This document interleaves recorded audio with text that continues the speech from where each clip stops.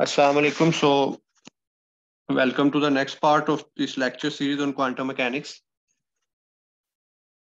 So far, we have studied these points, which are basically majorly the postulates of quantum mechanics, where the fourth postulate is time evolution of wave function. And just to conclude with time evolution of operator, we also discussed the Ehrenfest theorem.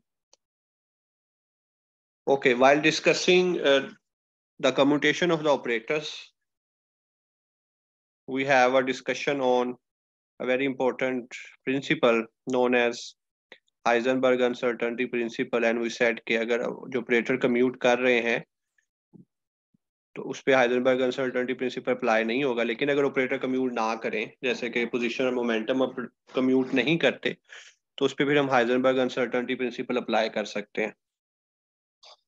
So HUP basically यहाँ पे Heisenberg uncertainty principal को ही show कर रहा है, और वो है delta x delta P is greater than और इक्वल टू H ओवर 4 पाई, और other way around H cut over 2 भी लिख सकते हैं इसे. तो क्वांटम मैकेनिक्स में हम इसे लिखते हैं uncertainty in x uncertainty in P is greater than H over 4 पाई. तो जस्ट मैं उसे क्लासिकल से क्वांटम के साथ लिंक कर रहा हूँ, और ये जो uncertainty in x and uncertainty P है, इसके स्पेसिफिक फॉर्मूलाज हैं क्वांटम मैकेनिक्स में. Uncertainty in x is basically expectation value of x square minus x expectation value square. यानी ये अनसर्टेनिटी इन एक्स का फॉर्मूला है कि आप एक्स स्क्वायर मालूम करें और उसका एक्सपेक्टेशन ले लें. एक्सपेक्टेशन हमें पता है क्या है, we know about it now. और एक्स ये एक्सपेक्टेशन वैल्यू लेके स्क्वायर लें और इन दोनों को माइनस कर दें, और जो आपके पास आंसर आएगा उसका जब स्क्वायर रूट लेंगे तो आपके पास अनसर्टेनिटी इन एक्स आ जाएगी. इसी तरह अनसर्टेनिटी इन पी क्या होगा, मोमेंटम जो भी है आपके पास उसका स्क्वायर लें, उसकी एक्सपेक्टेशन वैल्यू निकालें, और जो पी मोमेंटम है उसकी आप एक्सपेक्टेशन वैल्यू लेके उसका ओवरऑल स्क्वायर लें, यानी स्क्वायर की एक्सपेक्टेशन वैल्यू माइनस एक्सपेक्टेशन का स्क्वायर, यानी ये जो डिफरेंस है, और जब स्क्वायर रूट लेंगे तो वो अनसर्टेनिटी इन पी आ जाएगी. उन दोनों को मल्टीप्लाई करेंगे तो आपका आंसर ये आना चाहिए, विच वैलिडेट्स के अनसर्टेनिटी प्रिंसिपल उस पर अप्लाई होती है या नहीं.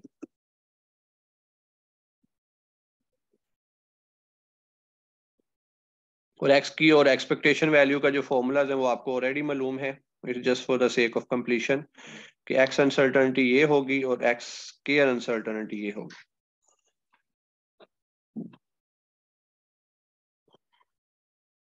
ओके, सो ये बेसिकली क्वेश्चन जो हम क्वांटम मैकेनिक्स में आप सॉल्व करते हैं बाज़ औक़ात, जिसमें आपको हाइजेनबर्ग अनसर्टेनिटी प्रिंसिपल को वैलिडेट करना है, तो वहां पे फिर आप ये जो डिफरेंट वैलिडेशन है वो करते हैं, जो कि क्लासिकल से थोड़ी सी डिफरेंट है, बट ईजियर ही है, इसमें कोई मसला नहीं. जैसा आप क्या करेंगे, एक्स की वेव फंक्शन दिया जाएगा, उसको उसमें सैंडविच करके एक्सपेक्टेशन निकालेंगे, इसी तरह एक्स स्क्वायर दोनों को माइनस करके अंडर रूट लेंगे तो सिग्मा एक्स आ जाएगा, same for sigma P, and then you will move on. Okay, so ये अनसर्टेनिटी प्रिंसिपल जो है ये क्वांटम मैकेनिक्स में डिराइव किया जाता है as a generalized uncertainty principle given by this in terms of commutation relation. और हमें पता है कि अगर कम्यूटेशन जो है रिलेशन 0 आ जाए, ये वाला हिस्सा, तो व्हाट डज इट शो के आप अनसर्टेनिटी प्रिंसिपल फॉलो नहीं होगा, क्योंकि कम्यूटेशन रिलेशन 0 है, एक्सपेक्टेशन वैल्यू भी कुछ नहीं, something over 0 0, so there is no uncertainty principle. लेकिन अगर इसका आंसर कुछ ना कुछ आए, जैसे कि पोजीशन और मोमेंटम के केस में आता है, एनर्जी और टाइम के केस में आता है, तो इसे बड़े आसानी से आप सोल्व कर लेंगे और वही रिलेशन आएगा जो कि आना चाहिए. इसी को हम प्रैक्टिस के लिए देखते हैं कैसा होता है. So let's take X and P. तो क्या हो गया, एक्स एंड पी और उधर एक्स एंड पी आ गया. अब एक्स एंड पी का कम्यूटेशन रिलेशन क्या हमें मालूम है, एयोटा एच कट है, we have seen this before. तो इसमें एयोटा एच कट दर्ज किया, एयोटा एयोटा से कट गया, so we have H cut over 2, और जिसको आप लिख सकते हैं H over 4 pi. So this validates. So ये जो हाइजेनबर्ग अनसर्टेनिटी प्रिंसिपल का जनरलाइज अनसर्टेनिटी प्रिंसिपल फॉर्मूला है क्वांटम मैकेनिक्स में, दैट इज वेरी इंपॉर्टेंट। ये आपसे ना सिर्फ पूछा जा सकता है बल्कि इस फॉर्मूले की बेस पे आपको कुछ दो फिजिकल पैरामीटर्स दिए जाएंगे और आपको कहा जाएगा कि show that they follow Heisenberg uncertainty principal और नॉट। तो जस्ट आपको क्या चाहिए, उनका कम्यूटेशन रिलेशन चाहिए। कम्यूटेशन रिलेशन अगर आपके पास होगा तो आप आसानी से मालूम कर सकते हैं कि वो अनसर्टेनिटी प्रिंसिपल फॉलो करेगा या नहीं। सो इसको आप कम्यूटेशन के जो रिलेशन हमने पहले पढ़ा है उसके साथ लिंक भी कर सकते हैं in a mathematical fashion. That was theoretical, this is the mathematical version of that equation 3।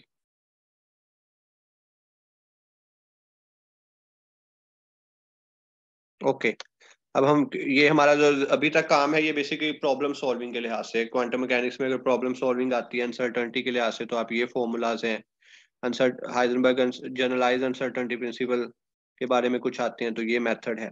अब एक और जो इम्पोर्टेंट चीज़ है जो कि अगर आप एमफिल का टेस्ट देते हैं या प्रॉब्लम सॉल्व करते हैं ग्रिफिथ की जैटली की, तो मोस्टली आपको ये क्वेश्चन वहां पे मिलेगा कि डिटरमाइन द नॉर्मलाइजेशन कांस्टेंट, क्योंकि by definition wave function should be normalized और हम उसे खुद नॉर्मलाइज बनाते हैं। और वो किस तरह बनाते हैं वो हम बेसिकली इस प्रोसीजर से बनाते हैं जो कि हम अभी डिस्कस करने वाले हैं।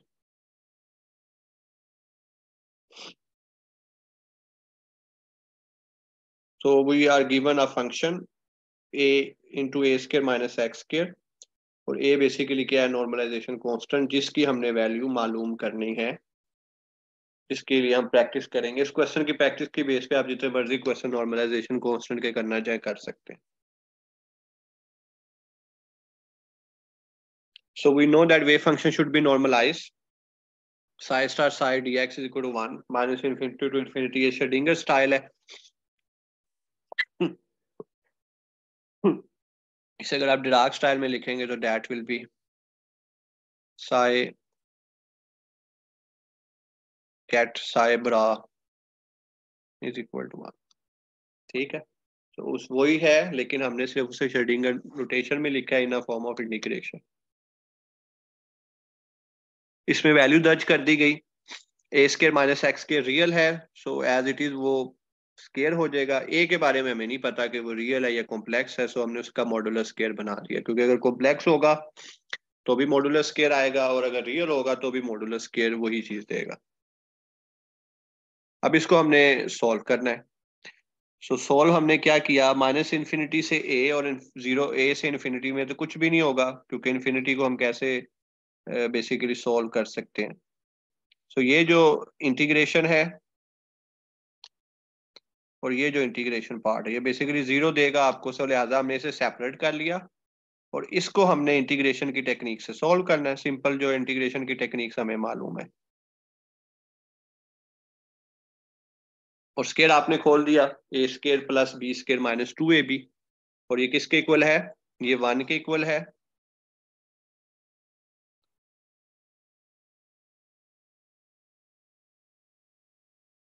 Bye definition of normalization constant.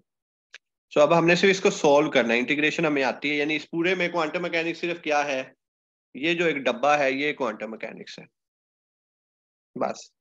बाकी सारी जो है वो इंटीग्रेशन टेक्निक्स है, इंटीग्रेशन को सॉल्व करने का तरीका है जो कि हमें इससे हट के भी आना चाहिए। सो ये आपके पास वही दोबारा फंक्शन मैंने लिखा है, कुछ भी नहीं किया। तो अब क्या होगा, हम सबकी इंटीग्रेशन अलग-अलग कर दें, a4 dx which is x, then x4 की इंटीग्रेशन x5/5, x स्क्वायर की integration x³/3। Upper limit lower limit आप इनपुट करेंगे, सॉल्व करेंगे तो ये आपके पास a की वैल्यू आ जाएगी। तो this is how you can find a normalization constant for a given wave function. So this is a normalization constant 15/a5 into 1/4। तो ये जो वेव फंक्शन है आपके पास, इस a की जगह अब आप ये लिख दें, ये जो a है तो आपके पास ये वेव नॉर्मलाइज्ड वेव फंक्शन है। इस वक्त ये नॉर्मलाइज्ड वेव फंक्शन नहीं है लेकिन हमने a की वैल्यू निकाल ली तो ये बेसिकली आए। तो जो रिसेंटली जिन्होंने क्वांटम मैकेनिक्स पढ़ी है या जो क्वांटम मैकेनिक्स सीखना चाहते हैं, तो ग्रिफिथ, जेटली, शंकर में बहुत सारी प्रॉब्लम जो है वो नॉर्मलाइजेशन कांस्टेंट निकालने पे ही है कि आप नॉर्मलाइजेशन कांस्टेंट कैसे निकाल सकते हैं। सो this is a simple technique. Integration solve करने का तरीका मुख्तलिफ हो सकता है, लिमिट्स मुख्तलिफ हो सकती हैं। हो सकता है वो लिमिट खुद ही दे दे, हमने माइनस इन्फिनिटी से इन्फिनिटी ली क्योंकि उसने दी नहीं हुई थी। हो सकता है वो दे दे माइनस 0 से लेके एल तक, कुछ इस तरह की चीजें। तो वो मुख्तलिफ हो सकती हैं, इंटीग्रेशन को सोल्व करने का तरीका मुख्तलिफ हो सकता है, पर टेक्निक यही है कि आप इंटीग्रेट करें from the given function from the given limit. और इंटीग्रेशन की जो भी रीजनेबल टेक्निक है, डायरेक्ट भी बाद का लगा सकते हैं, वो लगाएं और आंसर निकाल लें। ओके, सो फार हमने सिर्फ क्या किया है, हाइजेनबर्ग अनसर्टेनिटी प्रिंसिपल पढ़ा क्वांटम मैकेनिक्स में, जनरलाइज अनसर्टेनिटी प्रिंसिपल देखा और पोजीशन और मोमेंटम की एग्जांपल से देखा क्या वाकई वो होल्ड करता है, और एक नॉर्मलाइजेशन कांस्टेंट की एग्जांपल की। तो ये जो तीन चीजें हैं, ये आपकी बुक की प्रॉब्लम सॉल्व करने में आपको ज्यादा हेल्प करेंगी। और जाहिर बात है उस प्रॉब्लम बेस पे आपका एमफिल का टेस्ट है, या कोई भी आप एमफिल के लिए किसी भी जगह पे या सब्जेक्ट तैयार कर रहे हैं, या पीपीएससी में भी तो छोटा सा क्वेश्चन बन सकता है नॉर्मलाइजेशन कांस्टेंट निकालने में सिंपल फंक्शंस। ओके, जो अगला हमारा टॉपिक है, they are very important stuff के जो क्वांटम मैकेनिक्स में हम पिक्चर्स यूज करते हैं, बेसिकली वो तीन पिक्चर्स हैं। One is known as Schrodinger picture, the other one is known as Heisenberg picture, and third one is known as Dirac picture. अब इनमें फर्क क्या है? इनमें फर्क बेसिकली मेजर जो हमारा स्टार्टिंग पॉइंट है वेव फंक्शन और ऑपरेटर का ही है।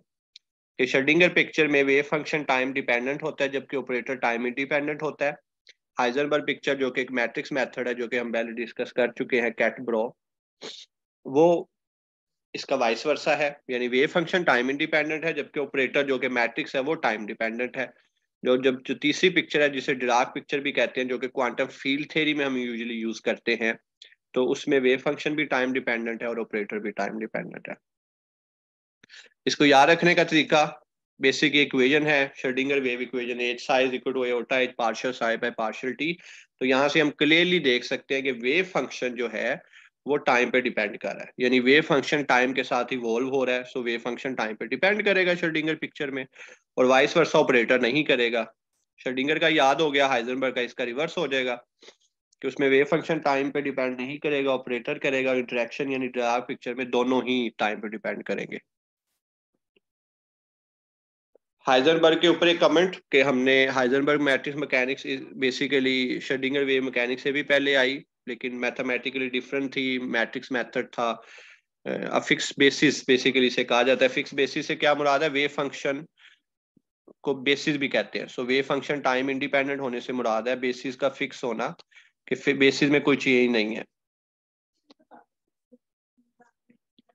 So is in some way more mathematically pleasing. The formulation also generalized more easily to relativity. It is nearest analog to classical physics. Classical physics के ये करीब है। अब मैं अगर आपको पिछले टॉपिक से रिलेट करूं, हमने पढ़ा एरनफेस्ट थ्योरम। तो एरनफेस्ट थ्योरम में क्या होता है, ऑपरेटर का हम टाइम डेरिवेटिव लेते हैं। तो ऑपरेटर का टाइम डेरिवेटिव कब लेंगे? जब वो टाइम पे डिपेंड करेगा। सो जब आप ऑपरेटर का टाइम डेरिवेटिव लेते हैं तो आप या तो हाइजेनबर्ग पिक्चर में है या इंटरेक्शन पिक्चर में है। सो अगर हम हाइजेनबर्ग पिक्चर की बात करें और एरनफेस्ट थ्योरम की बात करें, तो हमने क्या देखा था कि जब हम पोजीशन का टाइम डेरिवेटिव लेते हैं या मोमेंटम का टाइम डेरिवेटिव लेते हैं, तो वही रिलेशंस आते हैं जो कि क्लासिकल फिजिक्स के हैं। सो इसलिए हम बेसिकली कहते हैं कि जो हाइजेनबर्ग पिक्चर है वो क्लासिकल फिजिक्स के करीब तरीन है out of these three pictures. Okay, so इस पिक्चर में जो ये जस्ट पहला टेबल है, दिस इज मोस्ट इंपॉर्टेंट, और नीचे जो डिस्कशन है वो बेसिकली उसके ऊपर एक्सप्लेनेशन है या याद रखने का तरीका है कि कैसे आप याद रख सकते हैं in easy way to catch it along. तो हाइजेनबर्ग क्वांटम मैकेनिक्स या हाइजेनबर्ग जो पिक्चर है, ये हम वही मैट्रिक्स मैकेनिक्स है कि आप क्या करेंगे, सैंडविच कर लें, ऑपरेटर बन जाएंगे। और इसमें हम स्पिन मैट्रिसेस जो हम लास्ट टाइम डिस्कस कर चुके हैं, ये बेसिकली हाइजेनबर्ग स्टाइल में है। SX01 H कट बाय 2, ये पॉली मैट्रिसेस है। और ये कुछ रिलेशन है कि एस एक्स और एस वाई का अगर कम्यूटेशन रिलेशन लें तो वो एयोटा एच का टेस्ट जी आता है।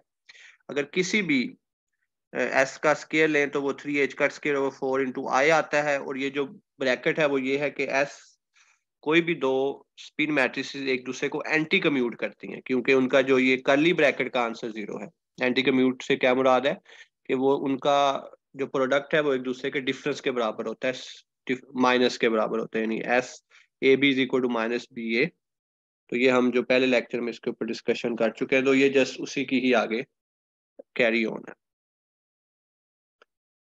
क्वांटम मैकेनिक्स में हम आइडेंटिकल पार्टिकल्स की बात करते हैं, जिसमें थोड़ा सा हम क्विक ओवरव्यू लेंगे।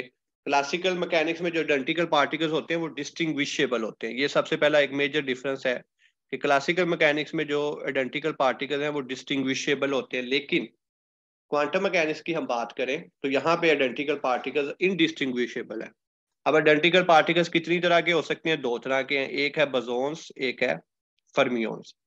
बॉसोन्स क्या है? जिनकी स्पिन इंटेग्रल होती है, मतलब 0, 1, 2। जबकि फर्मियोन्स जिनको हम रोजाना पढ़ते हैं, they are half integral spin, and the most famous out of that is electron, जिसकी स्पिन क्या है? 1/2।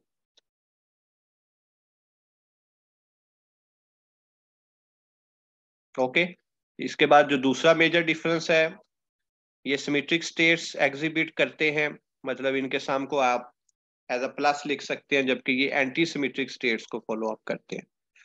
इस पे जो स्टैटिस्टिक्स आप अप्लाई करते हैं स्टैटिस्टिकल मैकेनिक्स में, वो बोज आइंस्टाइन है, जिसके मुताबिक नंबर ऑफ पार्टिकल्स किसी भी लेवल पे जितने मर्जी आ सकते हैं, आपकी मर्जी है। आप 100 आपके पास पार्टिकल्स हैं, आप पहली स्टेट पे ही उसको वहां पे पूरे कर लें, कंडेंस कर दें, which is known as Bose Einstein condensation. Fermi Dirac statistics follow करता है, या पॉली एक्सक्लूजन प्रिंसिपल, जिसके मुताबिक किसी भी स्टेट में कोई भी एक से ज्यादा पार्टिकल नहीं हो सकता जिनके तमाम क्वांटम नंबर सेम हो। और अगर हम स्पिन अप और स्पिन डाउन को कंसीडर करें तो एक लेवल में मैक्सिमम 2 फर्मियोन्स हो सकते हैं, इससे ज्यादा नहीं। तो ये चीजें हम पहले भी पढ़ते हैं। इस पे पॉली एक्सक्लूजन प्रिंसिपल अप्लाई नहीं होता, आप एक स्टेट में सबको कंडेंस कर सकते हैं। और इसके लिए हम स्लैटर डिटर्मिनेंट यूज करते हैं वेव फंक्शन एंटीसिमेट्रिक स्टेट्स को लिखने के लिए। So this is a bit discussion on identical particles.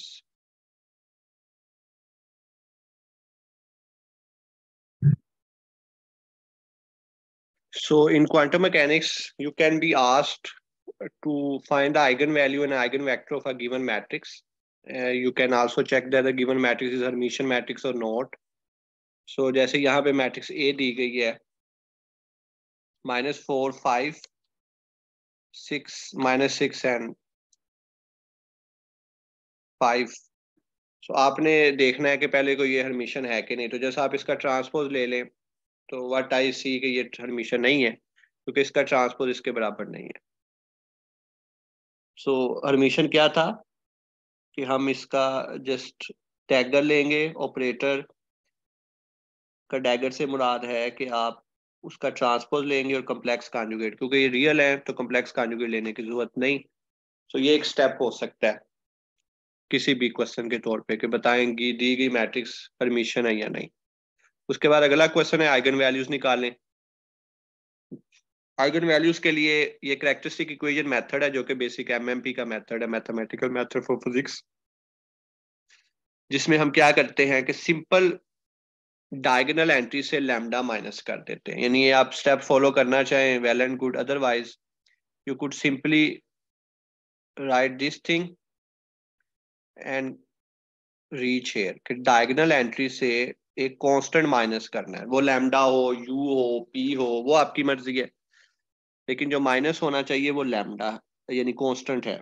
Lambda हो, यू हो, डजेंट मैटर। उसके बाद आपने क्या करना है, डायगोनल एंट्री से कांस्टेंट माइनस करने के बाद उसका डिटर्मिनेंट ले लें। डिटर्मिनेंट आपको 2/2 का पता है, first into fourth, minus minus plus, second into third.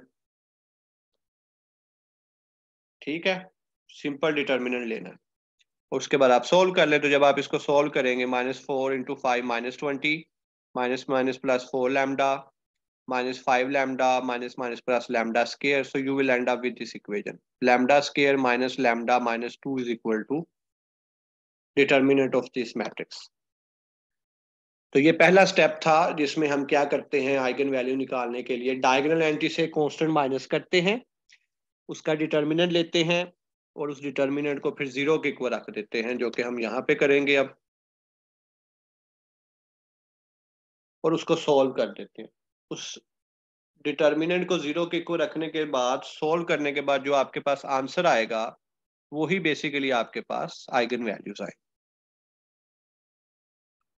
तो यहाँ से एक आप चीज क्लियरली देख सकते हैं, हम पढ़ते हैं eigenvalues of Hermitian operator are real, तो eigenvalues of non Hermitian operator भी रियल हो सकते हैं। ये जो ऑपरेटर है ये नॉन हर्मिशन ऑपरेटर है और उसकी आइगन वैल्यूज जो निकली है वो रियल निकली हैं, so there is no problem, आ सकती हैं। So eigenvalues of Hermitian operator are always real, but eigenvalues of non-Hermitian operator can be real, can be complex. So this is a very important MCQs, क्योंकि हम जो पढ़ते हैं वो सिर्फ इतना ही है, eigenvalues of Hermitian operator are real. We didn't discuss about what about the eigenvalues of non-Hermitian operator, which is इत्तेफाक से इस एग्जांपल में हम कर रहे हैं।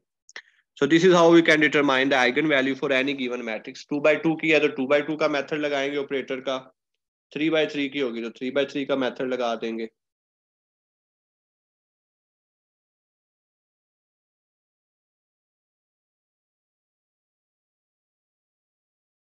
And that's it. तो इस तरह आप किसी भी दी गई मैट्रिक्स की आइगन वैल्यूज निकाल सकते हैं।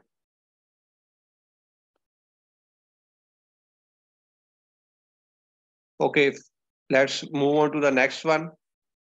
You need to find eigenvalues and eigenvector of the matrix. For the timing we are more concerned about eigenvalues, क्योंकि हमारा जो कंसर्न है पीपीएससी उसमें आइगन वैक्टर्स तो वो लेंथी काम है, सो फर्स्ट ऑफ ऑल नहीं आएंगे, लेकिन फिर भी for the sake of practice first we should be confident about eigenvalues and then we will move on to the eigenvectors. So अब देखें, अगेन एक नई मैट्रिक्स है, पिछले से इसमें क्या फर्क है, पिछली 2x2 की थी, इसमें 3x3 की है।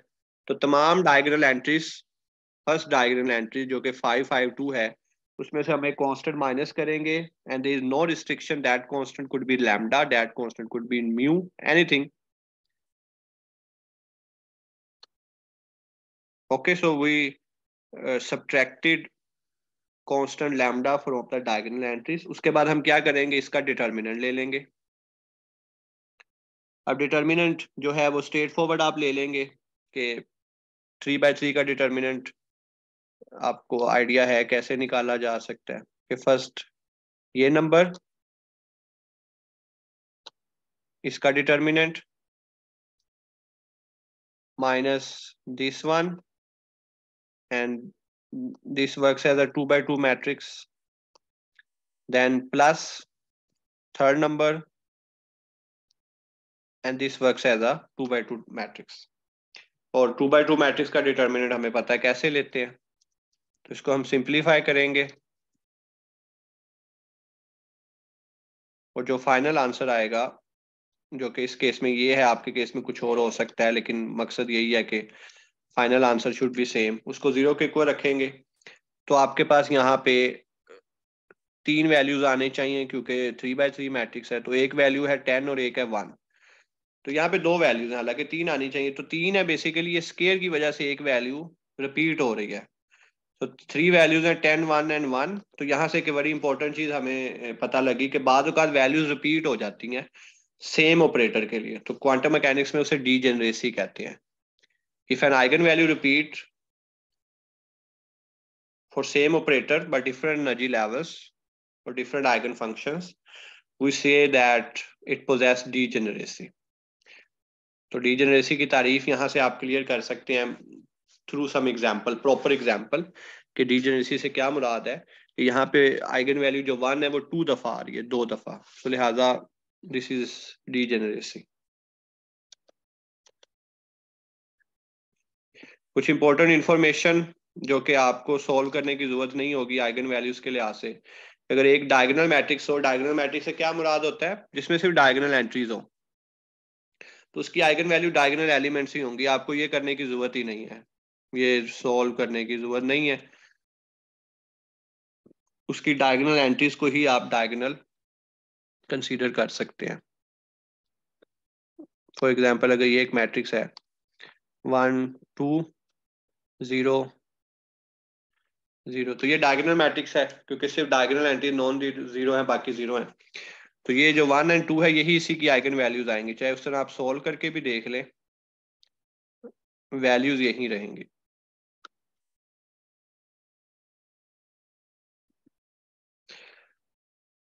ए का आइगन वैल्यूज निकाल लें या उसके ट्रांसपोज की आइगन वैल्यूज निकाल लें, वो सेम होंगी। फॉर एग्जांपल ये मैट्रिक्स है, जैसे इसकी आइगन वैल्यूज निकली हैं 10 1 1, इसके ट्रांसपोज की भी आइगन वैल्यूज 10 1 1 ही होंगी। सो आपको अगर इस तरह की कोई ट्रिक पूछी जाए तो आप स्ट्रेट फॉरवर्ड आंसर कर सकते हैं without solving. Okay, that's a bit practice about the eigenvalues.